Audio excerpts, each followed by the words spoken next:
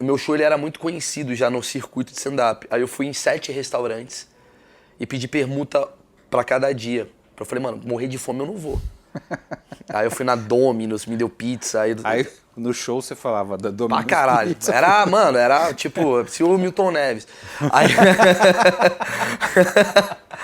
Aí um dia eu almoçava na Domino's, no outro dia no Habib's, eu ficava comendo de permuta, velho. Eu me garanti de permuta pra assim, mano, eu não vou morrer de fome. Porque eu era noiado de achar que eu vou vender miçanga. Não, mas tá meu medo correto. era vender miçanga, bicho. Meu medo era vender miçanga, fudeu. Hoje até venderia.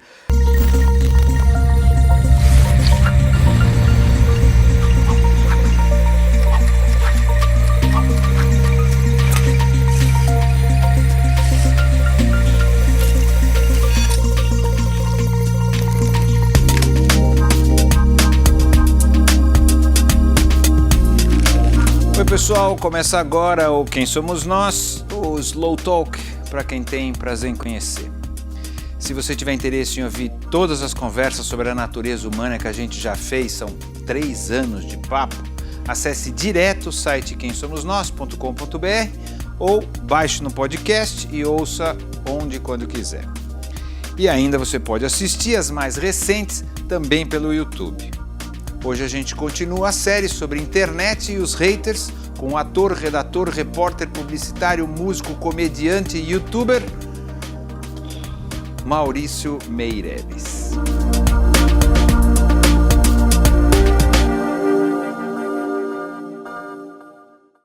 Quem é você? Eu sou Maurício Meirelles, no RG, vamos dizer assim. Mas eu, de verdade, eu não sei responder a sua pergunta, quem eu sou aqui nessa terra, o que eu estou fazendo. De verdade mesmo. Então vamos... Eu também não sei. Não e faço acho ideia. que ninguém... O programa só existe porque a gente não sabe. Sim. Mas, de qualquer maneira, vamos tentar ir tirando esse nozinho. As camadas. Sabe? Você nasceu aonde? Tá. Me conta esse... Vamos do começo. Vamos lá. Eu sou Maurício Meirelles, nasci no Rio de Janeiro. Em 1983, eu tenho 32 anos, eu me formei, assim como você, não sei se formou em publicidade, mas eu trabalhei em publicidade. Eu não me formei, eu larguei a propaganda. Largou a publicidade? Então, já primeiro vou cumprimentar você. Primeiro cumprimento. Eu larguei a faculdade. Parabéns. Eu larguei 6, então vamos cumprimentar Comprar de novo. 6 vezes, parabéns. Pois é, essa hora o menino que tá querendo estudar a faculdade sai um pouco do vídeo. Não, eu me formei em publicidade porque eu era um frustrado, porque eu queria ser músico, ou O que você tocava? contrabaixo. Fui contrabaixista dos 13 anos de idade, até hoje, né, atualmente, e eu não sabia o que fazer. Eu gostava muito de cinema e gostava muito de música, eu falei publicidade. Não sei de onde eu tirei essa relação, mas me dava a impressão que era a coisa que mais se Que aproximava. juntava as duas coisas. Você ficou com medo de não ganhar grana como Sim. músico, é isso? Sempre fui... Ah, puta, eu vou ser músico, vou passar fome, então vou fazer propaganda. Até porque eu cresci É num isso. lugar muito... Minha mãe e meu pai desempregados, foi uma situação meio tipo... Eles eram músicos assim? Não, nada a ver. pelo contrário. Então assim, se meu pai engenheiro era desempregado, imagina eu músico. Então eu já falei, nem vou tentar. Né? Eu cresci com aquela coisa, a crise dos 90 afetou muito a minha vida, assim, Você sabe? se arrepende De quê? de não ter tentado ser músico? Não, sabe por quê? Porque depois eu larguei tudo pra me dedicar a um sonho que foi a comédia. Então, de certa forma, a coragem que eu não tinha com 18 anos de idade, porque era um cagão, eu tive quando eu tive 26, Mais tarde. 28. Então acho que foi só um espaço de tempo pra ter o meu culhão pra largar, entendeu? Então vamos, você queria ser músico? Queria ser músico, não tive condição de ser músico, porque eu não tinha dinheiro tal, pra bancar. Eu tinha Você era medo. bom? Como músico? Eu era dedicado, cara. Eu acho que eu seria um bom músico se eu me formar, porque eu sou muito dedicado nas coisas que eu faço. Mas eu vejo hoje o mercado... É muito bom quando você vive num bairro e você fala, eu sou muito bom nesse bairro. E quando você vê um mundo, você fala, eu sou muito ruim nesse mundo. Então o mundo da música fez eu entender, falei assim, não, ainda bem que eu tô na comédia, assim, porque... Pelo menos eu me garanto mais como comediante que como músico. Entrei na publicidade, trabalhei durante 10 anos no mercado publicitário, me frustrei. Começou no Rio? Não, comecei em São Paulo. Em São Paulo. Então, Você vamos lá. mudou, tua família Minha mudou? família veio pra cá. Quando eu tinha... Meus pais são separados, tem muita coisa pra falar. Meus pais são separados, quando eu tinha 3 anos de idade, vim pra... Desculpa. Eu nasci no Rio, com 3 anos de idade, vim pra São Paulo, meu pai se separou da minha mãe, voltei pro Rio, minha mãe casou, voltou pra São Paulo. Aí eu falei, porra, não vou voltar de novo. Aí eu fiquei em São Paulo, porque eu consegui uma bolsa de estudos na Casper Libero, porque eu ganhei um prêmio que foi All Night Low, e que foi um estágio que eu consegui. E aí eu fiquei na publicidade durante 8 anos, bem frustrado, confesso.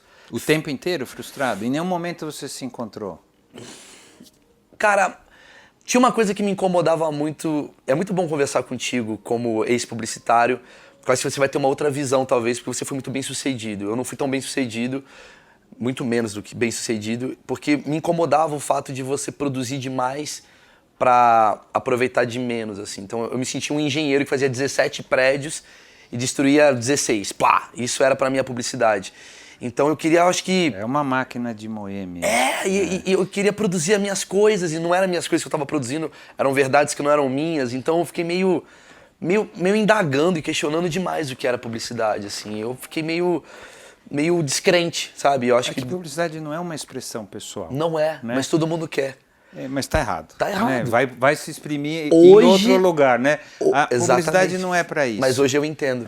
Na época você achava que era isso. Tinha uma arrogância até também. Não sei se é arrogância. Eu acho que muita gente entra um pouco enganada. Um lugar de criatividade. Porque você é criado assim. É um lugar de não sei o que lá, então eu vou lá, vou me expressar. Não, ninguém quer saber a sua expressão. Exato. Você vai usar a sua criatividade em favor prol de alguma coisa. Sim.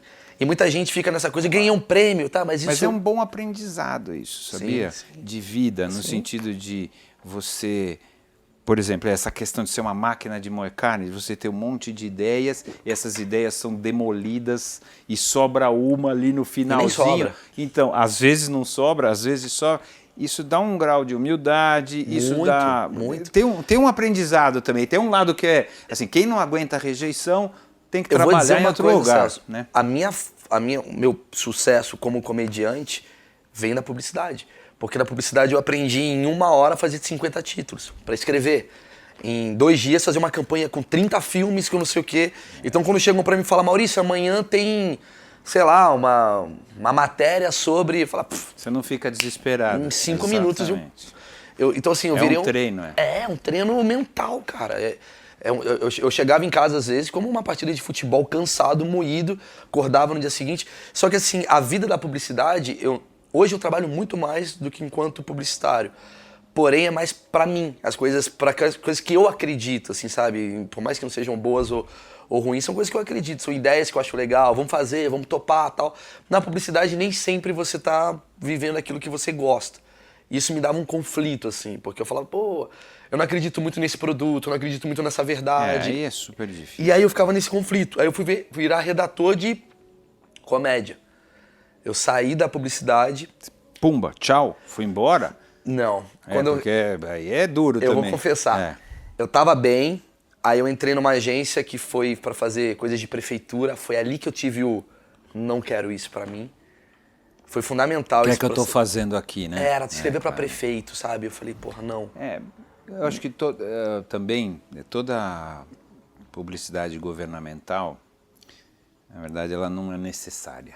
Né? Com exceção, por exemplo, você tem lá o Banco do Brasil compete com o Itaú. Então é óbvio que se ele não fizer propaganda, vai ter um problema. Agora, nada que não estiver competindo no mercado, de verdade é necessário. Pois é, aí eu ficava meio assim, falava, a coisa mais legal da publicidade era a diversão, pra mim. Era a coisa de você poder criar coisas diferentes e tal. E quando eu tava fazendo prefeitura, eu perdi, virou burocrático, virou um trabalho, eu com 27 anos, fazendo uma vida burocrática, eu falei, cara, eu preciso dar uma chave, senão eu não vou ser feliz. E eu comecei a desopilar, escrevendo um blog. Na época o blog ele tava bombando no Brasil, né? Eu vou fazer um blog, é isso? Eu vou fazer. Pra eu fazer alguma coisa que eu acho legal. Porque eu não acredito, eu quero escrever meus textos, e meu blog naquela época fez muito sucesso. Como chamava? Na época chamava-se Coluna do Carioca, eu era carioca, escrevia, o IG me contratou, para escrever semanalmente, e aí, cara, era toda semana um texto diferente. E aquilo foi me dando uma base. Eu era muito fã de Seinfeld na época, Jerry Seinfeld, claro. Que tinha, né? E o stand-up ainda no Brasil ainda nem existia, assim. Não se falava em stand-up. Não se falava. Né? Mas tinham pequenos undergrounds rolando pela cidade. No caso, o Clube da Comédia, tinha o Danilo Gentili, que estava começando, o Comédia em Pé no Rio de Janeiro. E eu comecei a escrever meus textos.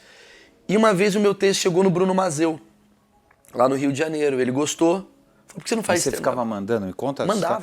Você mandava para as pessoas e falava, ó, fiz esse texto.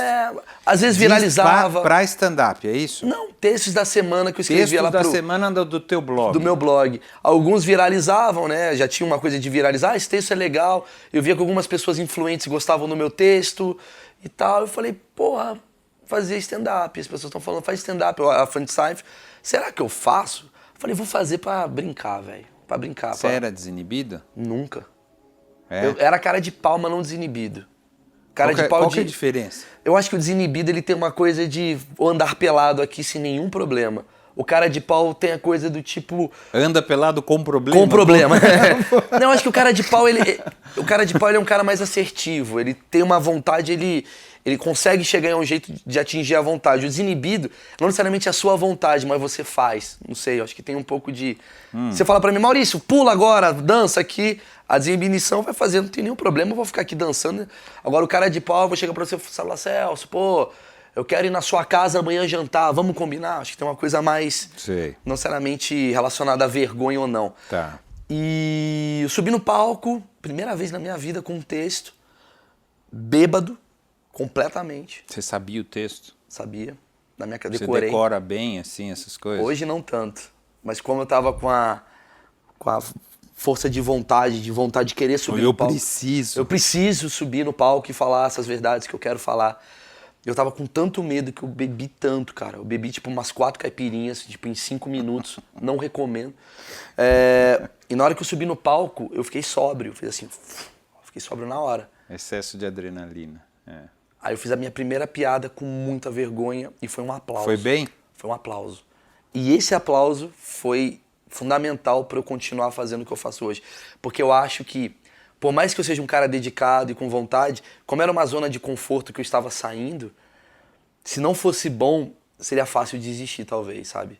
E aquilo me ensinou muito, assim, do tipo, porra, velho, se você tivesse desistido naquela época, talvez você não teria tudo isso que você tem, entendeu? Tudo isso que você conquistou. E às vezes podia ter sido ruim, claro, entendeu? Mas foi bom. Essas coisas são muito assim. Às vezes é uma decisão. A gente toma milhares na vida o tempo todo. De repente tem uma que pode transformar a tua vida em tudo. É o efeito borboleta, né?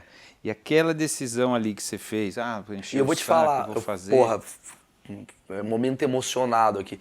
Na hora que eu tive o primeiro aplauso, juro por Deus, assim, falo isso pela primeira vez pra qualquer pessoa, tô falando pra você. Na hora veio na minha cabeça, falei, vou fazer isso. Isso é muito legal. Foi pelo prazer do aplauso? Deu um treco assim, Foi o prazer de tipo, caramba, um negócio que eu escrevi no meu banheiro, em casa, várias pessoas, no caso 80 naquele dia, falaram, pô, que legal isso. Não é um aplauso, Você lembra qual é? Puta, não vou lembrar da piada. Mas foi uma coisa do tipo, a minha primeira... Foi alguma piada sexual, provavelmente, que hoje eu teria vergonha de contar. Mas não importa, na época foi ótimo. Na época foi a... Mas eu tenho a conclusão que a piada, não necessariamente ela é boa ou ruim. A verdade que você passa nela que é boa ou ruim. Porque às vezes a piada de 10 anos atrás, eu contar aqui agora, você fala, que bosta. Mas o meu ímpeto de contar, a minha vontade de querer contar... E tem um momento também, né? Tem um espírito do momento que aquela piada funciona e de repente num outro ambiente... Eu só sei que foi a minha entrada. A minha entrada foi uma coisa do tipo... Eu ali, nu, de certa forma, todo mundo olhando. Eu lancei a primeira, riram, me acalmei e fiz o show inteiro. Foi embora. E foi ótimo. Foi tão bom que falaram, vem aqui semana que vem. E era um mercado de comédia que estava começando ainda. Então, eu peguei todo o início. Você ainda estava em propaganda, fazia as duas coisas. Aí você falou... Aí entrou o maior dilema da minha vida até hoje, que é... Passou tipo um mês disso, eu entrei na Talent, que era a empresa dos meus sonhos para trabalhar. Fantástico. Você trabalhou, inclusive. Era a empresa que eu mais queria trabalhar no meu... A empresa que eu mais pagava o pau, assim, quero trabalhar na Talent, aquela dedicação, aquela energia. Eu entrei na Talent e minha carreira de publicitário, de stand-up começou na mesma época? Na mesma época. E aí o João Olive, que eu só tenho a agradecer, gostava muito de mim. Ele falava, pô, vai lá, faz show, mas lembre-se, tem que vir aqui amanhã e tal. E aos poucos eu comecei a fazer muito show. Até que um dia eu bati um papo com o pessoal e falei, cara... Então aí começou o João Live. Então, eu comecei a fazer publicidade, estava lá trabalhando pra caramba. Aí começou a vir concorrência pra caramba, aí tinha que madrugar. Lá na Talent. E ao mesmo tempo que você Show, aí teve Era uma vez... uma vez por semana que você fazia show? Uma vez por semana, virou 2, aí virou 3, virou quase todo dia. Aí chegou um momento que começou a vir show em Curitiba, uma apresentação que seria incrível pra minha carreira naquele negócio. E eu comecei a mentir, que eu não queria, sabe assim? Tipo, João, vou ali comer um pão de queijo e já volto. Ia pra Curitiba fazer um show. Pior pão de queijo da minha vida. E aí... de grana era desproporcional, Nada, né, obviamente. era tesão, cara. Então, sabe? Grana, desproporcional. aqui tinha o aluguel, é. tinha o cinema com a minha mulher, Isso. tinha a porra toda, e aqui tinha o prazer. tesão, o prazer, o olho brilhando. Qual foi a hora que você falou agora? Eu vou... A hora que eu falei, cara, eu consigo com essa grana pagar meu aluguel. Aí o que eu fiz? Cheguei pro João, falei, João, vou sair. Ele foi do caralho, ele falou, Mal, te dou 1 ano. Se 1 ano não der certo, volta. Volta. Ele me deu essa... Sou muito grato ao João Livre, assim. Ele foi muito legal. Ele me deu a... Tranquilidade pra arriscar. Me deu. E aí o que eu fiz? Aí é um segredo que eu conto, acho que pouca gente sabe. A minha mulher sabe que tá aqui. Eu fui... O meu show ele era muito conhecido já no circuito de stand-up. Aí eu fui em 7 restaurantes e pedi permuta pra cada dia. Eu falei, mano, morrer de fome eu não vou. Aí eu fui na Domino's, me deu pizza. Aí no show você falava da Domino's. Pra caralho. Pizza. Era tipo, se o Milton Neves. Aí... Aí um dia eu almoçava na Domino's, no outro dia no Habib's, outro dia eu ficava comendo de permuta, velho. Eu me garanti de permuta pra assim, mano, eu não vou morrer de fome. Porque eu era noiado de achar que eu vou vender miçanga. Não, mas tá meu medo correto. era vender miçanga, bicho. Meu medo era vender miçanga, fudeu. Hoje até venderia. Mas na época eu tava com esse medo. Eu ficava fazendo todo dia show, almoçava no restaurante da parceria e tal. Aí minha carreira foi perdendo meu medo de, por que eu tinha medo? Por que eu tinha medo? Não, mas foi normal ter medo, não normal. é? Normal. E aí... O bacana é enfrentar o medo, não é não ter medo. Sim. É. Hoje eu enfrento outros medos. Claro, porque você aprendeu, né? Você Sim. teve medo de ser músico, mas Sim. depois você não teve Você medo tem que enfrentar, de... cara. Você tem que abrir a porta e ir, eu acho. É. E mesmo que você te ferrar, você tem que voltar um pouquinho e falar... Faz parte. Faz parte. Mas assim, eu acho que faltou um pouco assim de um aprendizado materno ou paterno pra mim nisso. Porque minha mãe e meu pai... Minha mãe é professora, meu pai é engenheiro. Não teve essa coisa de arriscar numa carreira artística. Alguém que falasse, vai, foda-se, sabe? É uma coisa muito tradicional da minha família. Medo. Vai fazer isso? Fazer o seguro, mas não Vai existe, fazer isso? não existe o seguro, é uma Não existe. ilusão. Até pra advogado, até Claro, pra... é uma ilusão. E eu tava com essa porra desse medo. E aí quando eu comecei a me destacar no cenário, o Marcos Mion, na época tava estreando um programa chamado Legendários, na Record, me chamou pra fazer parte do roteiro da equipe dele. CLT. Eu falei, ufa. Bizarro. Eu falei, ufa. Cortou todos os merchants que Parei de você ir na fazia. Domino's. Domino's falou, fizemos a pizza, cadê você? Aí eu fui pra Record. Fiquei 2 meses, na verdade, vivendo esse mercado de estou solto, Sei. estou não sei o quê. É pouco, na verdade. Pouquíssimo. É. Hoje já estou bastante tempo, né? Mas me dá a impressão que essa coisa de carteira assinada era uma coisa preciosa pra minha vida. Eu precisava ter a carteira assinada. Você foi criado pra isso. Uma criação tradicional pra caralho. Então eu virei uma ovelha negra da minha família. Embora eu seja... Agora não mais, né? Ainda sou, né? Porque eu lido com... Por exemplo, sou casado com a minha esposa, obviamente. Era mas, bom. Sou Era casado, bom. sou casado melhor, com... melhor assim. Com um boi, né? Sou uma abobrinha. Sou casado com a minha esposa e, por exemplo, a família da minha esposa é muito tradicional, do interior, médicos. Aí eles olham pra mim e falam, é o vagabundo que acorda 11 da manhã, mas não sabe que o vagabundo trabalhou até 7 da manhã. Então, as pessoas ainda não entendem essa vida de autônomo que eu tenho. Mas tô cagando também. Mas tá indo bem, Graças a Deus. tá indo bem. Cheguei até aqui, pô. Vamos lá, vamos voltando. Aí você foi, que é interessante esse teu processo de... Construção. E de se sentindo, né, Sim. seguro a respeito do caminho que você foi Sim, traçando. traçando. Então, quando você começou, foi no Legendários para ser redator. E aí foi uma outra frustração não, mas foi uma outra prova de humildade, digamos assim, aquela coisa assim. Me dá a impressão que tudo que aconteceu na minha carreira foi sem querer construído para chegar onde eu cheguei ou para chegar onde eu vou chegar. Porque a publicidade me deu toda aquela coisa de desapego, de escrever e tal. A redação de TV é pior ainda, porque é mais descartável e você escreve para uma outra pessoa. Tipo, é um cara que tá ali na frente falando as tuas piadas, se destacando com as tuas piadas. Então você aprende, vou escrever não pra mim, vou escrever pro outro. Você tinha ciúme? Não. Não, né? Não faz sentido. Mas você aprende. Mas ao mesmo tempo rola, tem um negocinho que é complicado, é o ego. O ego, ele mexe com você. É o bichinho do, peraí, acho que eu poderia fazer isso também. Gostaria de fazer isso. E você vai aprendendo com todo... O Legendários me deu uma outra ferramenta incrível, que era TV. Como funciona uma câmera, para onde eu olho, como que cruza, como é que funciona um bastidor. E aí acabou minha arrogância maior ainda, que era como falar com o Brasil inteiro. Porque muito publicitário, isso é uma coisa que eu acho um mal, assim. Eu vejo que muito publicitário de uma família rica, abastada, o cara fez SPM, aí ele vai falar de sabão em pó pra classe CDE, e o cara quer fazer um vídeo pra ganhar Cannes.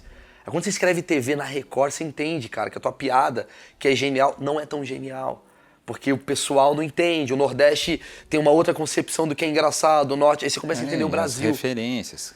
Aí quando você faz show pelo Brasil inteiro, você vai falando, puta, essa piada não é tão boa. Vai essa bem piada... aqui e vai mal ali. E você entende o mercado. Aí você vai meio que se construindo. E aí a TV foi fundamental pra mim, assim, pra entender, assim, eu não tô falando pra 100 pessoas, eu tô falando pra milhões. Essa piada entrou, essa piada não entrou. O que o Brasil gosta, o que o Brasil não gosta. Então, aí fiquei 2 anos na Record. E aí fui chamado para fazer teste no CQC. Então já tinha a bagagem da publicidade, já tinha a bagagem da Record. Então para fazer o teste, eu estava competindo com pessoas que estavam muito cruas. Eu também estava. Sim, mas você estava muito na frente. Porque eu já estava no palco, eu já estava na câmera, eu já estava aprendendo a... O texto já estava... O timing certo. E eles me levaram na Câmara dos Deputados aqui em São Paulo. Câmara dos Vereadores, desculpa. Não, foi dos deputados, foi na Lesp. Eu fui na Lesp, na Assembleia Legislativa. E falaram, Maurício, cria uma pauta. E, cara, eu queria assim, pá. Porque eu já tinha essa noção. Esse era o teste? Vai lá e agora faz. Vai lá e faz uma matéria. Te vira. Aí foi um produtor. Uou. Aí eu lembro que eu peguei... O que eu fiz nessa matéria?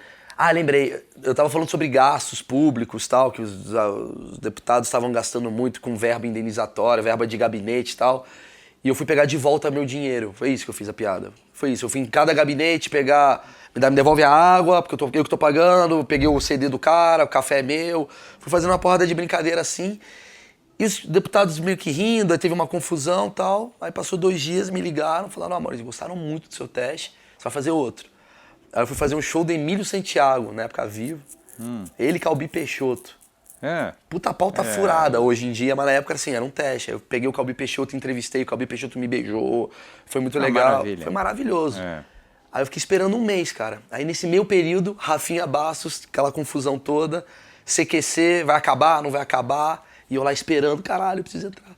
E aí de repente... Você não tava ainda não lá? Não tava. Mas você também não tava mais na Record? Tava na Record. Tava na Record ainda. Escrevendo meus textinhos e aqui, puta, vai, me chama, puta que pariu. E aí me ligaram um dia, Maurício, você passou, começa amanhã, vai pro Macapá fazer uma matéria. Eu falei, porra, nós, pum, fui. Aí você escrevia as suas matérias? Não? Eu escrevi todas as matérias que eu participei na história do CQC. Foi coautoria ou autoria, assim. Eu nunca não escrevi algo que eu participei, assim. Bom. Eu adoro, cara, porque eu adoro criar. Então eu usei toda a parte da publicidade pra criar as minhas coisas, entendeu? Então assim, vai ter matéria não sei aonde. 10 perguntas pelo menos eu escrevi, entendeu? E aí, todas as matérias do CQC eu tentava fazer uma nova linguagem, assim, de... Eu vi que o CQC tava muito aquela coisa de perguntinha, eu queria fazer ideias diferentes e tal. A galera gostou muito, os diretores gostaram muito de mim. Eu vi que eu era um cara muito afim de fazer as coisas. E aí eu fui criando meus projetos no CQC, minhas matérias, minhas ideias. Até que um dia eu falei, porra, velho, vou abrir um canal no YouTube. Porque lá eu posso ser 100% autoral mesmo, é meu. É a minha verdade, aquilo que eu acredito. Fiz o canal e hoje eu ando na rua, ninguém fala do CQC, ninguém fala de porra nenhuma, fala do meu canal. Que tem um monte de programas. São vários programas que eu tenho lá. São vários programas. Quer dizer, você tem o teu canal, a sua emissora, a minha emissora com vários programas. Vários programas e hoje eu abri uma produtora de conteúdo digital, que é a Dromedário, uma produtora que eu abri, que não só cria pra mim, como cria também pra vários outros artistas que estão nessa vontade de criar. Você cria ou capta? Ou as duas coisas? Duas coisas. Pra todo mundo? Captar não, porque eu não tenho esse know-how. Mas criar eu gosto, assim. Eu virei um mini publicitário digital, entendeu? Mais pra conteúdo. Menos pra marcas e mais pra como um branding legal pra... O que que é legal fazer? Qual conteúdo é legal você fazer? Pô, faz isso daqui, papapá, eu dou umas indicações, crio coisa. Os caras vão lá e fazem, entendeu? Então, eu vou criando mini programetes do que dá pra fazer na internet, na TV, crio quadros, programas. Então, peguei da publicidade, peguei da TV, meio que vou me adaptando. Eu entendo quando você fala, parece que você foi sendo formado para isso. Então, me dá a impressão que daqui a pouco eu vou fazer outra coisa. Que você não sabe ainda o que é. Que congrue com o que eu tô fazendo agora. Eu vou Vamos falar do teu canal, então. Vamos lá. Você tem vários programas. Você tem o próprio Haters, tá certo? Que é super divertido. Sim. Né? Pô, que legal que você... Super divertido. Bom, você tem o Facebullying, que também tem na televisão, tá certo? Isso pra mim foi no Pânico. Isso pra mim foi a maior conquista. Não ir pro Pânico apenas. Porque o Pânico é um programa que sempre eu adorava, tal. Trabalhei no Pânico e no CQC, são 2 programas referências. Mas o Pânico comprar um programa meu. Foi ao contrário, né? Foi super legal. Isso pra mim é talvez o que eu quero fazer com a minha vida, entendeu? Você filma os teus shows, é isso? Por exemplo, hoje mesmo eu vou lá no teatro. Vai fazer um show. Vou fazer um show onde no final vai ter essa brincadeira que eu faço, que é o Facebullying e tal, com convidados. O Pânico capta e... Eles captam, eles editam. Eles editam. Você faz o teu show e pronto. Faço o meu show. O conteúdo é todo Foi 100%. em Portugal, né? Acabei de fazer Portugal agora, e lá era conhecido, tudo assim, sabe? Tipo, eles te conheciam lá? Em Portugal? É. Sim. Pela internet. Pela internet. Isso espontaneamente? Ou você fez alguma coisa? Espontaneamente. Na verdade, eu peguei um ator português aqui no Brasil, ele estava me assistindo, ele era fã do meu show.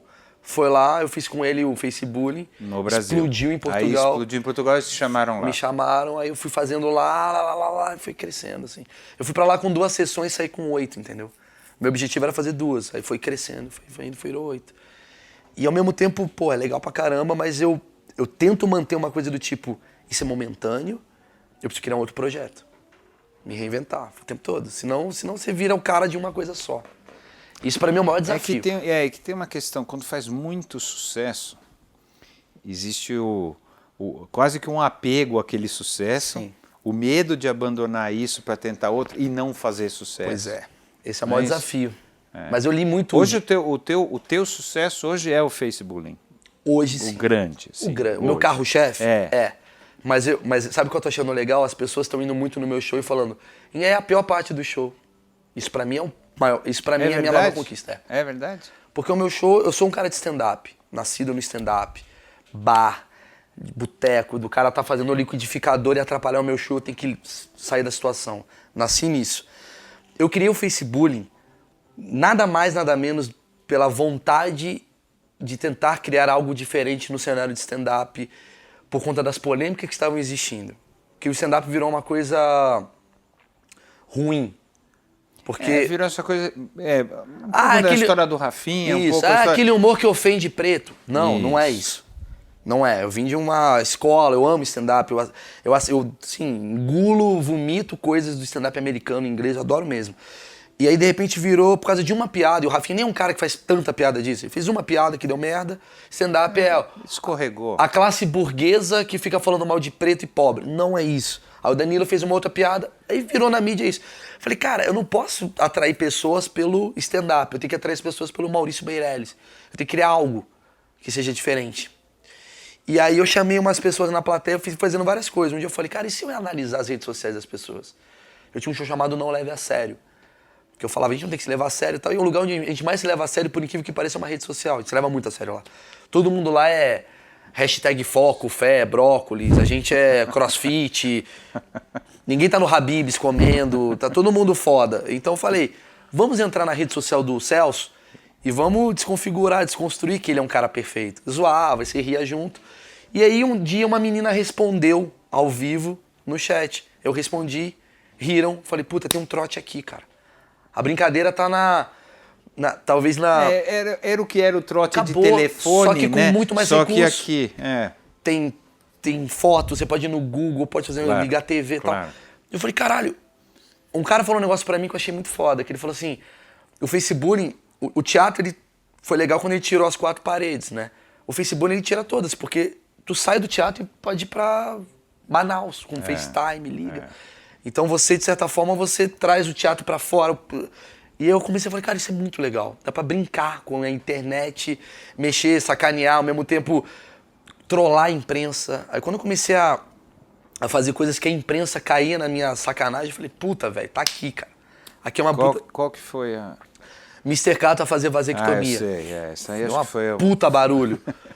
E aí, ao mesmo tempo, pô, mas pô, é sacanagem, cara, mas tem uma coisa que é uma discussão muito legal. A gente só tá compartilhando os furos, a gente quer compartilhar, a gente quer ter a certeza e a razão de tudo na internet, a gente quer julgar. E se tem um lugar onde não dá pra ter Puta tanta merda, certeza, cara. Então é na muito internet. Mas é muito engraçado. Porque as pessoas, eu acho, aí a gente vai entrar numa discussão que eu acho que é muito legal. Mas é pra entrar. Então vou entrar nela.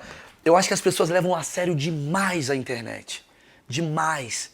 Sabe? Elas põem o Facebook como a verdade absoluta e elas esquecem. Mas é a internet ou é a vida?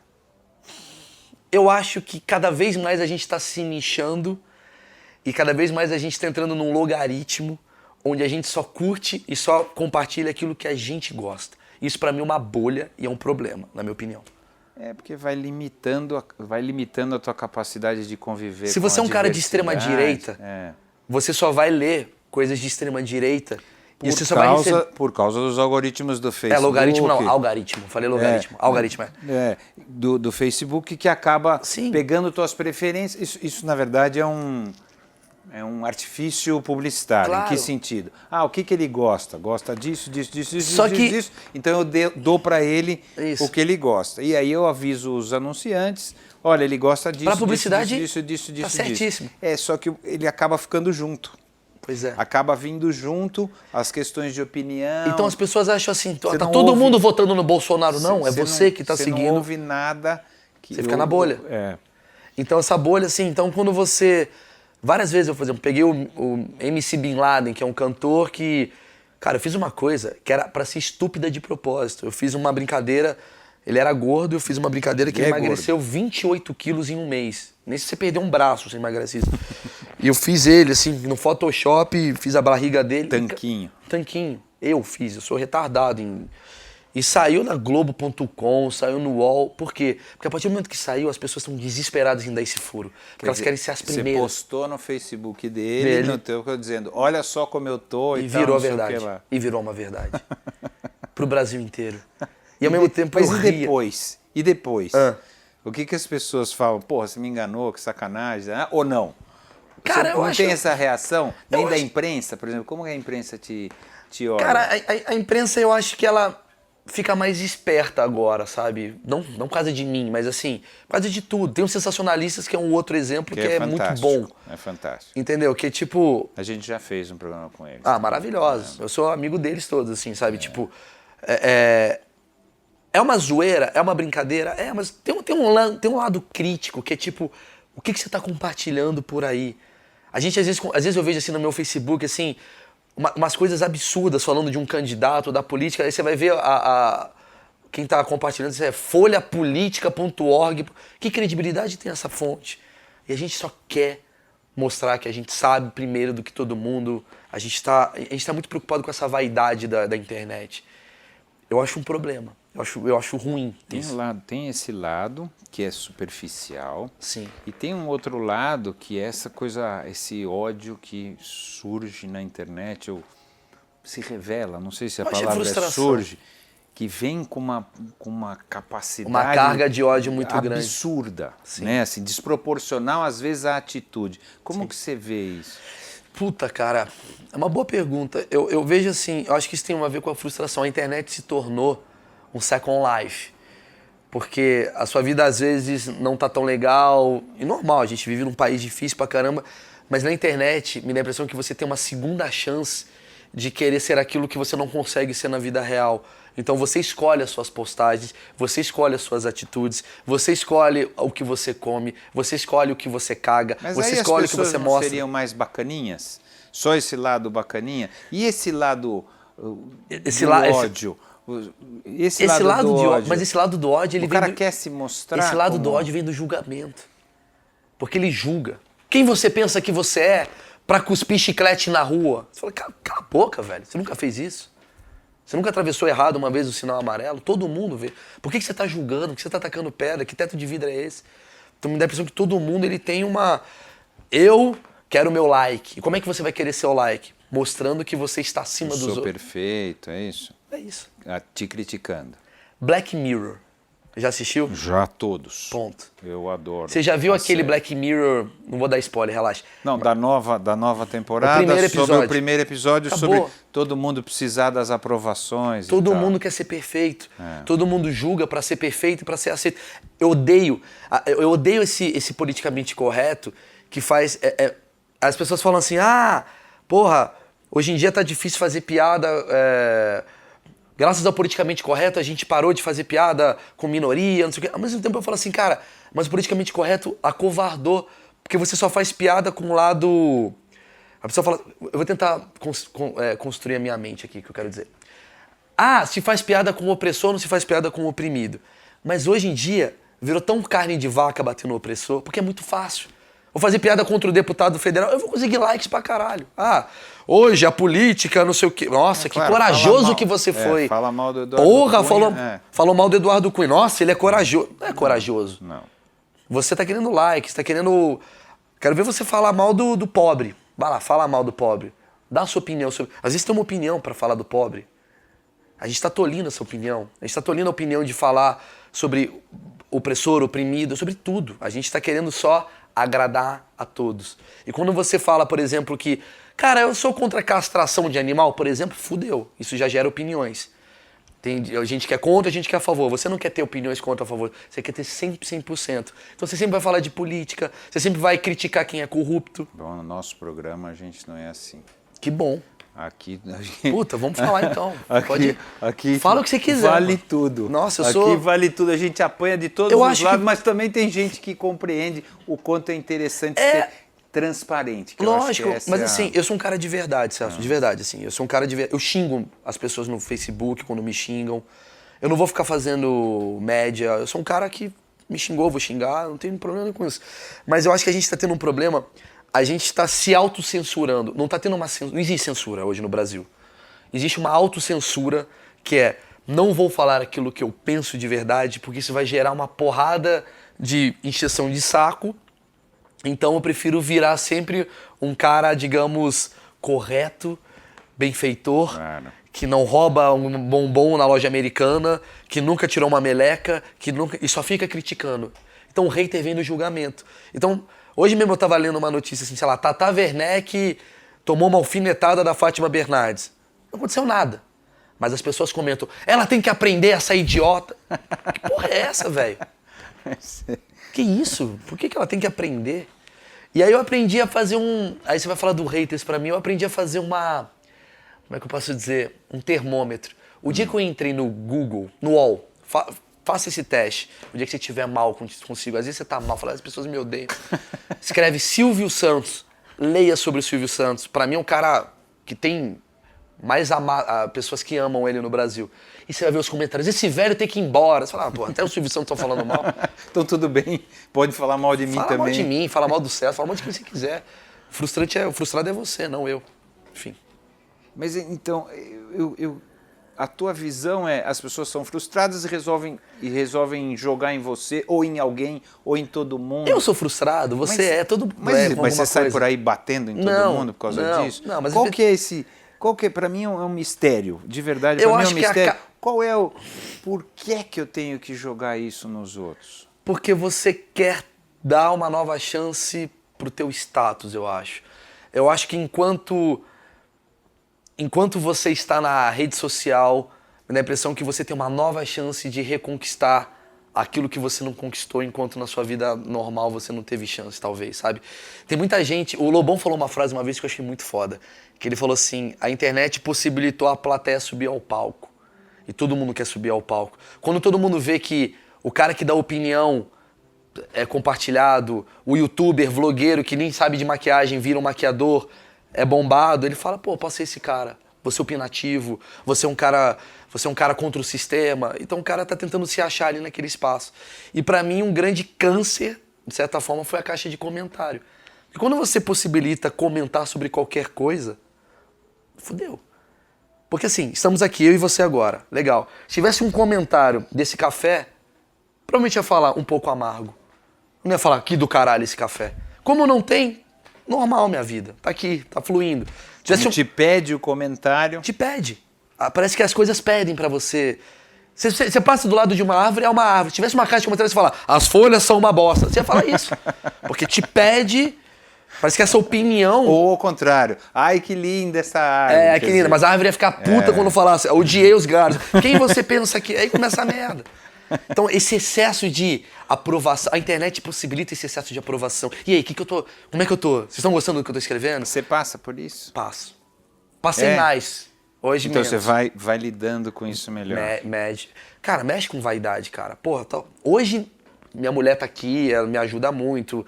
Eu sou uma pessoa muito real, meus amigos e tal. Mas pensa comigo, eu era um moleque da publicidade. De repente eu tô num programa de maior... Dando um salto. Um salto. E de repente não é 300 pessoas que me amam. São tipo... Eu fiz uma conta uma vez, sei lá, são 20 milhões de pessoas que assistem um programa e 1% de 20 milhões é gente pra caralho que te odeia. Pô, aí tu foca no que te odeia. Você achava que não era odiado um dia antes, tá certo? Aí naquele dia você descobriu o quanto você era odiado. Todo mundo é odiado, cara. É impressionante. O ódio existe na sociedade. O ódio tem... Não adianta pagar de, não, vamos lá, vamos abraçar. Você vai abraçar, o cara fala, pode tomar no cu, vai abraçar a árvore, vai se fuder. As pessoas odeiam, cara. As pessoas odeiam quem abraça a árvore, as pessoas odeiam quem maltrata a árvore, as pessoas odeiam quem derruba o bagulho. As pessoas... Mas as pessoas, elas querem odiar, cara. E o ódio, pra mim, vem da frustração de muita coisa. Vem de falta de preparo psicológico de muita coisa. Então, temos que lidar com isso. E a tendência, volto a dizer, é a sociedade ir pra um caos. Eu amo Black Mirror, porque a Black Mirror, pra mim, é o que a sociedade vai ser daqui a pouco. Eu amo também, mas eu acho que é bem pessimista em relação tenho um pouco desse pensamento. Ao nosso futuro, né? Eu tenho esse pensamento pessimista. Sabe quase que eu tenho esse pensamento pessimista? Porque a partir do momento... Eu vou falar um negócio agora que é polêmico e vambora que a gente quer falar merda. Antigamente a Rede Globo de Comunicações, ela tinha um monopólio sobre a comunicação, certo? Ela escolhia os idiotas que poderiam falar com a população. Era ruim, por um lado, porque era um monopólio. E ela que ditava... E as pessoas falavam, a Globo mente, não é verdade. Mas ao mesmo tempo tinha um lado benéfico que assim, vamos escolher os caras polidos pra falar com a sociedade. Hoje em dia, cara, as pessoas estão numa guerra por like. Então não me surpreenderá daqui a pouco um cara querer bater num policial pra querer botar um vídeo pra bombar na porra do YouTube. Então tá todo mundo indo atrás dessa merda e fica todo mundo falando merda. Discurso de ódio, discurso de... Então assim, virou um caos. É do caralho porque é democrático. Eu amo esse democrático. É ruim. É estranho também, porque também estimula... É isso. Assim, a internet, ela estimula o que a gente tem de melhor, e de pior. De pior. Então assim, me dá a impressão que antigamente, na onde eu vivi, era uma merda. Porque não tinha liberdade de expressão. Era muito desse jeito. Mas tinha um lado bom que era, ufa, pelo menos as pessoas não vão ver a merda que está acontecendo de verdade. Vamos perfumar a merda. Hoje a merda tá mostrada. E todo mundo vê a merda. Então tem youtuber hoje com 2 milhões de seguidores que só fomenta ódio, só fomenta vamos dar porrada. E são fiéis, sabe assim, ao mesmo tempo... Não te preocupa isso? Me preocupa um pouco, mas ao mesmo tempo eu chego à conclusão que cada vez mais forte temos que ser bons pais e boas mães para os filhos que estão vindo, cara. Às vezes me culpam assim, Maurício, você não acha que o que você faz é errado? Eu falo, não. O que você faz? Você faz piada no Facebook, o meu filho vai imitar. Aí eu falo assim, porra, eu tô fazendo um bem pro teu filho, porque faz você conversar com ele no almoço e falar pra ele que isso é errado. Minha função não é educar o teu filho.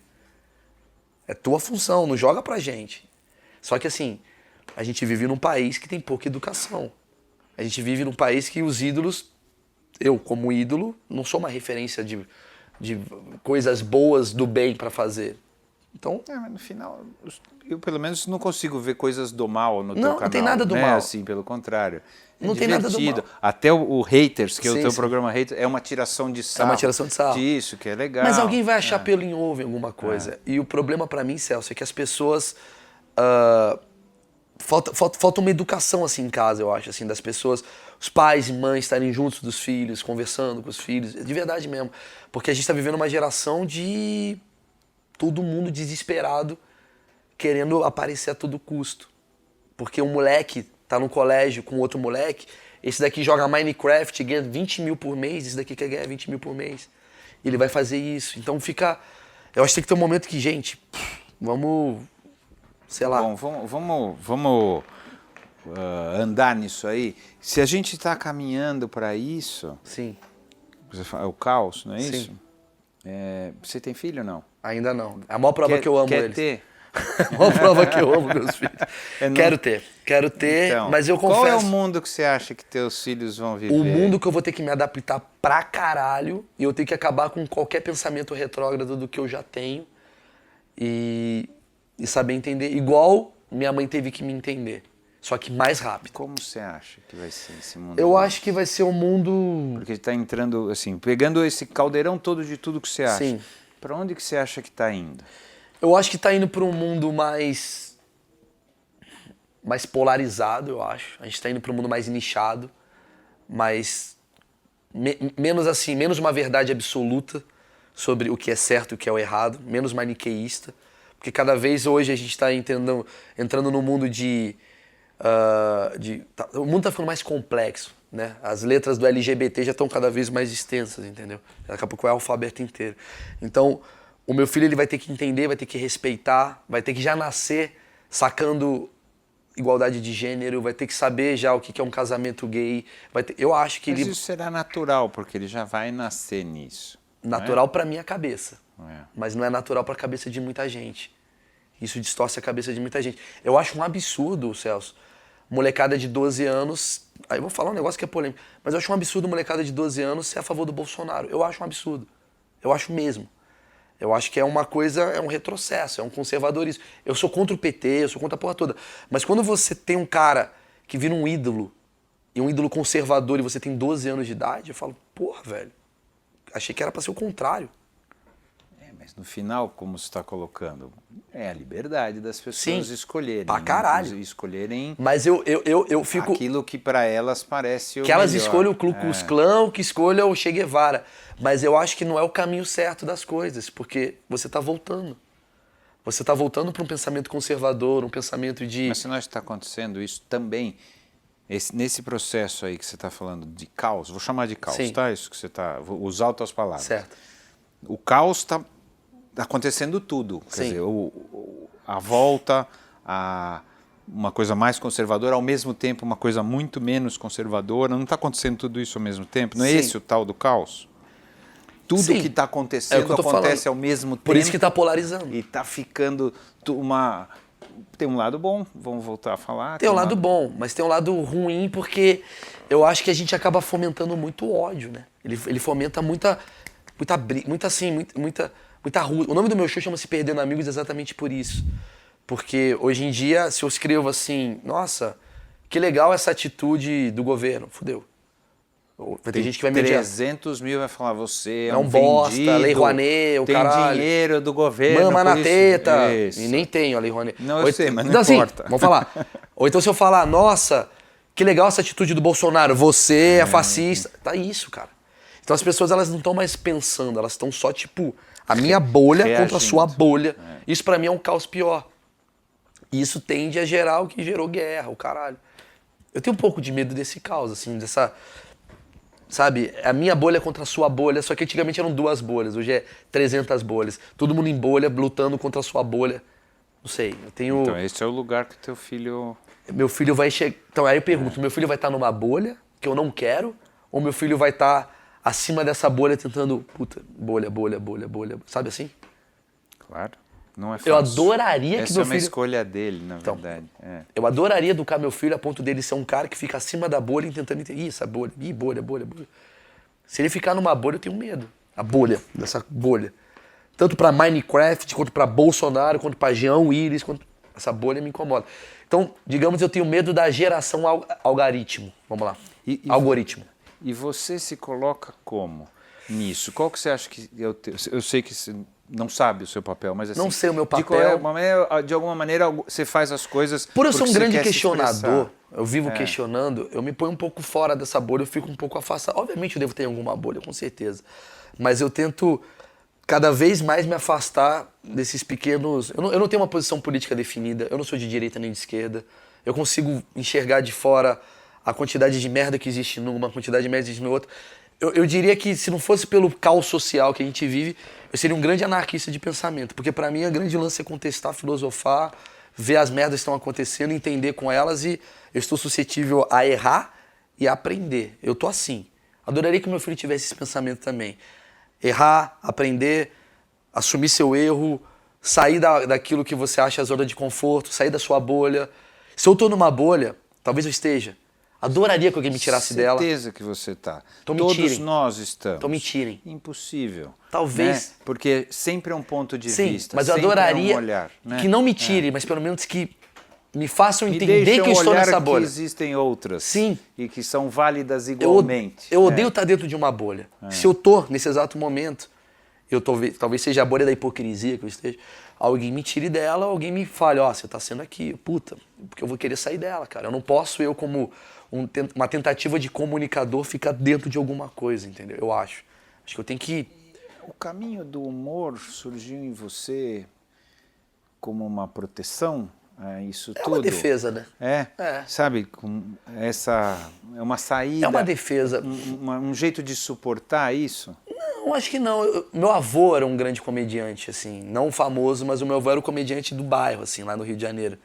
Onde meu avô andava, ele era o comédia. Eu cresci com esse cara que comunicava com o mecânico, com o porteiro, com o advogado, o lixeiro, o jogador. Contador de piada, pra caramba. um cara divertido. Meu avô era o caos, né? O causo, né? Caos. Ele era o cara do caos, era o amigo de todo mundo. Sentava na praça, ficava meia hora conversando com todo mundo. Foi minha grande admiração. Meu Você pai... se sente assim? Me sinto muito. Me sinto muito o cara que... Eu adoro histórias, adoro estar do lado de pessoas, adoro o anônimo. Meu avô fez eu adorar o anônimo. Pegar a história do anônimo, ouvir a história do anônimo, transformar isso em piada. Eu fui esse cara. E ao mesmo tempo, o humor serviu pra afastar bullying também, né? Tomava bullying pra caralho, dava porrada, repetia porrada. Tomava bullying na escola e tal? Por quê? Você era baixinho? Eu acho que era não sei o quê, sei lá. Não pegava mulher, feio, gordo, baixo, tudo. Branco pra caralho. Mas eu achava que naquela época não era um bullying, né? Eu acho que o bullying tem uma palavra distorcida. Porque eu acho que o bullying mesmo é você perseguir o moleque, tacar a privada na cabeça, machucar. Eu acho que o resto é pedagógico, de verdade. Você chamar um moleque de gordo e um moleque de se defender, pra mim cria-se musculatura. Eu acho que não é... Você enfrentou? Enfrentei. Chorei. Claro. Enfrentei. Também, Zoei. Então acho que normal. Então, e aí você desenvolveu essa questão do tirar um sarro? Tirar um sarro. Me zoa. Eu nunca fui o cara que zoou. Eu nunca fui o cara do fundo. Eu era o cara da frente da sala que tomava porrada e zoava. Aí ficava zoando. Um zoando com o outro. Aí eu ficava com o pessoal do fundo, o pessoal da frente. Eu sempre fui um cara meio intermediário. Eu nunca fui o cara que zoa. Porque eu defendi meus amigos que eram zoados, entendeu? Mas eu zoava.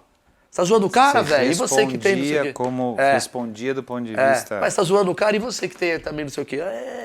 Aí eu era o cara que era meio agregador, assim. Sempre fiz merda pra caralho. E hoje... Minha mãe era diretora de colégio. Eu tinha que tomar cuidado pra não ser... Fui suspenso já pela minha mãe. Então, era a diretora do colégio que você estudava. Sim. Já fui suspenso pela minha mãe. Bizarro. Então, assim, mas ok também. Ok. Né? Ok. Tive uma infância legal. Eu acho que esse tipo de comportamento é bom pra molecada. Eu acho que essa geração de hoje de medo de... Ai, meu filho sofreu, meu filho está tomando apelido e proteger demais... Bolha a criança. Fica muito difícil. Tu bolha a criança. Porque a vida não é assim, né? Vamos bolhar a criança. Você tá bolhando as crianças. Elas estão ficando cada vez mais aqui.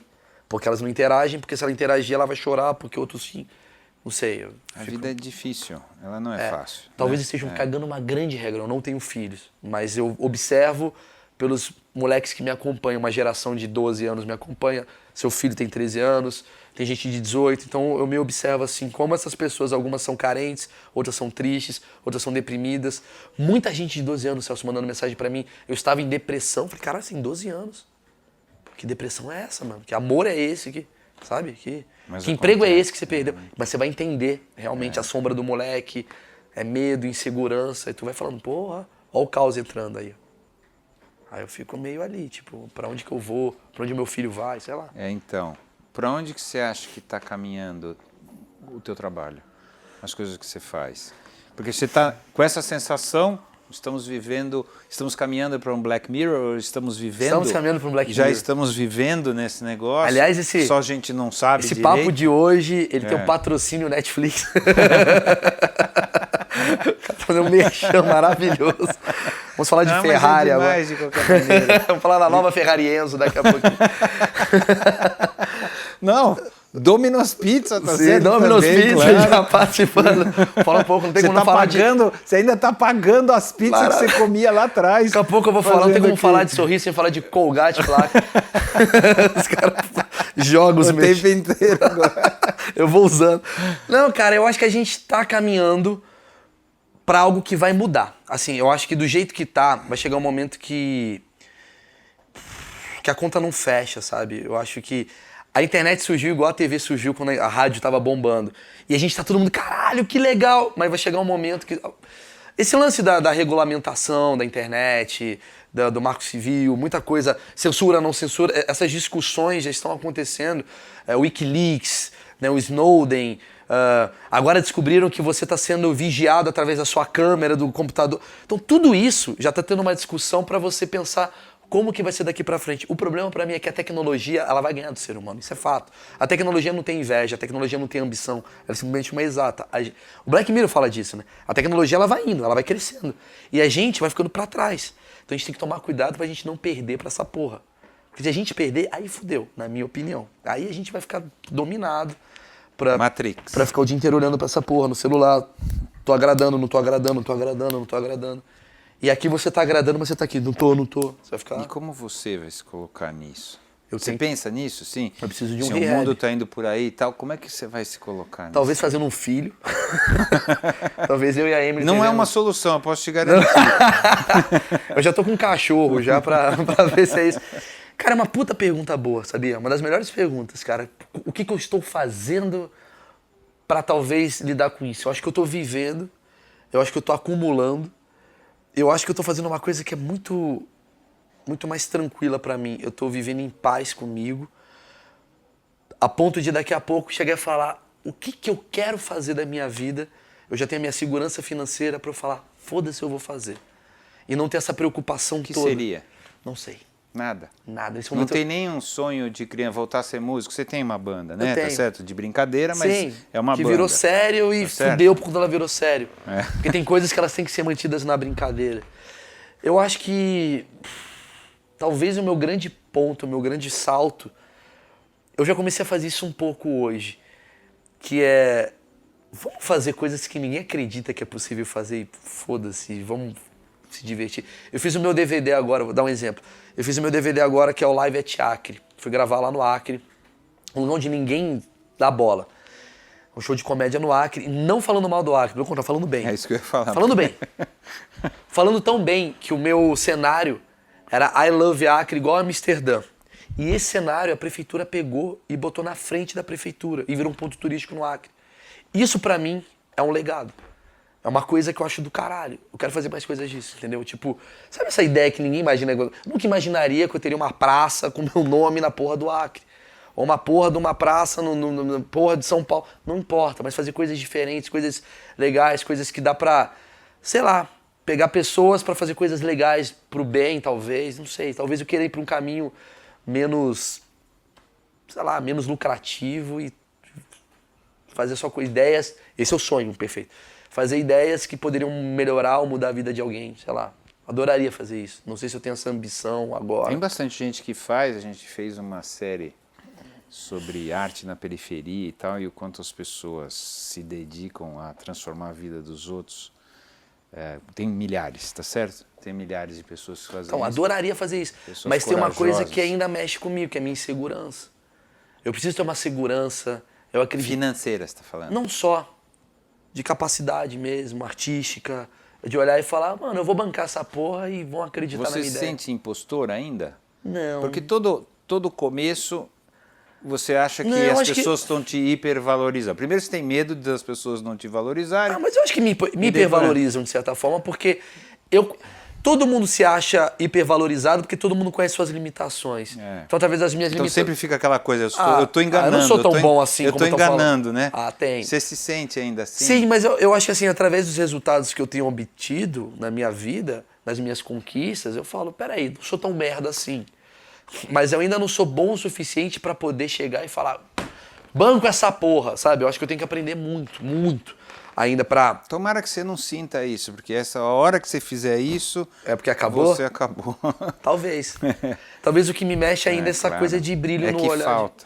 É que Talvez. falta alguma coisa. É que falta alguma coisa. Mas eu tenho certeza que eu me acho ainda incapaz de produzir com uma confiança do tipo, vai lá que vai dar certo. Isso eu não tenho mesmo. Ainda bem, eu volto a te falar. Que bom. É muito bom. Essa ansiedadezinha, ela diminui com o tempo, mas assim, essa ansiedade ela é fundamental para manter Eu gosto a do coisa... frio na barriga. Por exemplo, claro. o Facebook está no maior sucesso da minha carreira. E eu vou acabar com ele. Eu sei que eu vou acabar e vai acabar agora. Antes que ele gaste. É isso, ele vai acabar. Eu botei na minha cabeça, em dezembro eu não faço mais. Eu fui dar uma palestra, tudo bem. Sobre humor. Sobre mídias digitais. Falar. Eu cheguei com e falei, qual a fórmula do seu sucesso? Eu falei, não sei, velho. Acho que é ter paixão. E quando você perde a paixão, na minha opinião, morre tudo. Pra mim, quando você tem paixão em algo, eu tenho paixão em ajudar crianças carentes. Você tem paixão, você não tá fazendo por demagogia, você não tá fazendo pra aparecer, você tem paixão, vai dar certo mesmo. Isso daqui não é livro do segredo, é verdade. Você é apaixonado. Então, o Facebook ele vai perder a graça quando eu perder a paixão. Posso fazer um parênteses? Pode. Por exemplo, deve ter pessoas tão apaixonadas quanto você por tudo isso, mas que não têm o mesmo talento. Não vai dar certo. Você acha? Não é verdade, entendeu? Assim, é gostoso acreditar nisso, mas eu acredito, mas quantos caras, às vezes até mais apaixonados do mas que o que você... Mas o que ia dar certo? Por isso, que não conseguiram o mesmo sucesso que você, não conseguiram... Mas eu tenho uma outra visão. Né? Eu acho que às vezes, por exemplo, tem amigos meus que são apaixonados por comédia e não tem a mesma condição financeira que eu tô tendo hoje ou o mesmo sucesso diante da mídia. Mas eu tenho certeza que eles são felizes tanto quanto eu, ou mais, ou um pouquinho menos, mas eles são felizes. Porque a paixão deles moveu eles pra fazer algo que eles... Talvez assim, ele não é o melhor comediante, não é mais engraçado, mas assim, a paixão fez eles serem mais felizes do que se eles não fizessem Mas isso. a vida é comprida, Maurício. Sim, aí porque tudo bem. Assim, a vida é comprida. Agora pode ser, mas no tempo, por exemplo, você vem se estabelecendo cada vez mais, Sim. tá certo? E algumas pessoas será vão que a ficando vida para não... trás. Acontece isso em tudo. Mas será que a vida não faz você perder a paixão, faz você se tornar um velho, assim, tipo, um ranzinza? Você acha que enquanto você tá com aquele brilho de criança, assim, vou fazer e tal, você vai de cara com aquela coisa, e você se dedica, você... Eu sempre brinco assim, você que namora uma menina, você é de Curitiba e namora uma menina de Goiânia, cara, no auge da sua paixão, você atravessa a porra do estado pra ver essa menina. Com o trabalho, com a coisa que você acredita é a mesma coisa. Se você não tem a paixão, você não faz com a coisa. É mais difícil. É mais difícil a coisa acontecer. Depois de 50 anos, sim. atravessando o estado, para ver a menina em Goiânia, que já está também 50 anos mais velha, talvez você não... Mas se a menina falar... E se não for um casamento tão bacana? Calma, não mas se a for menina um chegar... amor tão Mas é que tá. bacana? Mas se a menina fala assim, depois de 20 anos, hoje eu deixo você comer a minha amiga também, ele vai atravessar o estado. Você tem que criar uma nova paixão. Entendeu? Você tem que jogar também. A vida é... Talvez a gente esteja se enroscando nesse exemplo. Amor, dá pra você sair rapidinho. É isso. Ou fica a dica. Isso. Talvez esse negócio está indo por um caminho. Em algum momento você vai se arrepender disso tudo. Vamos falar de trabalho. Isso, futebol. Religião. Vamos dar exemplo de futebol, que eu acho que é melhor. Bom, vamos lá. Eu vou tentar amarrar um pouco o que a gente estava falando. Você hoje tem, né, é um dos caras mais importantes dessa comédia brasileira, seja lá como a gente chama isso, do humor brasileiro, Novo humor. do stand-up, Sim. Cada um dá um nome, né, para esse negócio, não importa, você conseguiu o teu espaço, do teu jeito específico, que é bacana, né, acho que é isso que você se orgulha e queria, assim, eu quero testar o meu caminho, ver se ele funciona, está funcionando e tal. Ao mesmo tempo, você me passa a sensação de que está angustiado com o mundo que está surgindo. Isso. Quem você acha que somos nós, seres humanos, deste olhar, deste lugar onde você está, ou seja, dessa tua bolha que você não consegue sair, por maior que ela seja, desse lugar que você está, qual a tua visão sobre a nossa experiência aqui na Terra, nós, seres humanos? Cada semana mas cada ano eu mudo um pouco. Vamos falar então deste ano. Qual é o que você está sentindo agora? Quem que você acha que nós somos? Como você vê a experiência da gente? Para que serve tudo isso? Ou seja lá o que for, como você olha? Eu acho que essa pergunta é muito foda. Eu sei. Mas é pergunta... interessante a maneira que você aborda, Vamos independente. Eu acho que essa pergunta tem muito a ver com a sua religiosidade.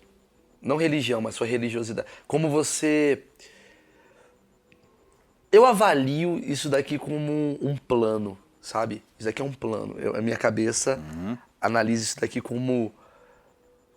Isso daqui é muito pequeno perto do que tem fora daqui.